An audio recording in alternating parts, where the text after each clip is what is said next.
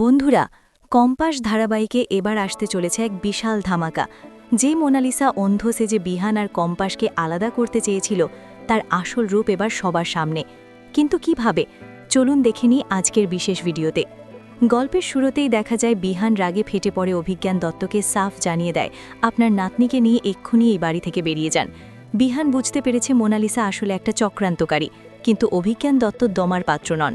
তিনি কান্নাকাটির নাটক শুরু করেন আর বলতে থাকেন, আমার নাতনি তো অন্ধ, ও তো ডিপ্রেশনে চলে যাবে, ও যা করেছে বিহানের প্রতি ভালোবাসার টানেই করেছে। এমনকি তিনি সব দোষ মুক্তির ওপর চাপিয়ে দিয়ে নিজেকে নির্দোষ প্রমাণ করার চেষ্টা করেন। অন্যদিকে মুক্তি যখন দেখল সে ফেঁসে যাচ্ছে, সেও শুরু করল কান্নাকাটির অভিনয়। অখিলেশের পায়ে জড়িয়ে ধরে সে ক্ষমা চাইতে থাকে। মুক্তি বলতে থাকে যে সে সারা জীবন শুধু প্রেমিকা হয়েই থাকে গেল, কোনো সম্মান পেল না, তাই রাগের মাথায় এসব করে ফেলেছে। কিন্তু অখিলেশ তাকে এক ধাক্কায় সরিয়ে দিয়ে ঘৃণা ভরে সেখান থেকে চলে যায়। মুক্তি তখন আত্মহত্যার হুমকি দিয়ে নতুন নাটক শুরু করে। সব সত্য সামনে আসার পর বিহান অনুতপ্ত হয়। সে সবার সামনে কম্পাসের কাছে হাত জোর করে ক্ষমা চায়। বিহান ঘোষণা করে যে নোবেল ফিউচার কলেজ কম্পাসকে সসম্মানে ফিরিয়ে নেবে।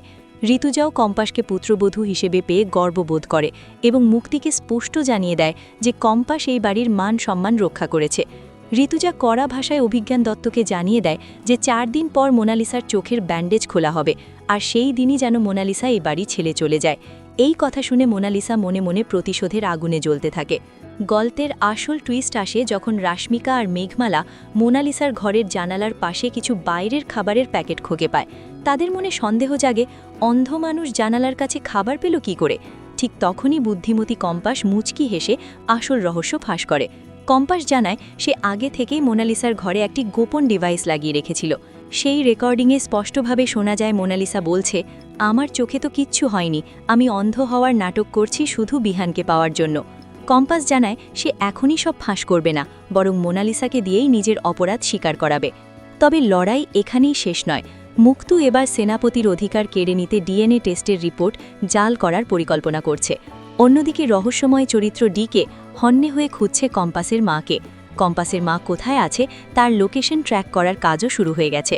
তো বন্ধুরা, আপনাদের কি মনে হয়, কম্পাস কি পারবে মোনালিসা আর মুক্তির এইসব চক্রান্ত গুড়িয়ে দিতে? ডিকে কি শেষ পর্যন্ত কম্পাসের মায়ের খোঁজ পাবে? কমেন্ট করে আমাদের জানান। আর ভিডিওটি ভালো লাগলে লাইক ও শেয়ার করতে ভুলবেন না।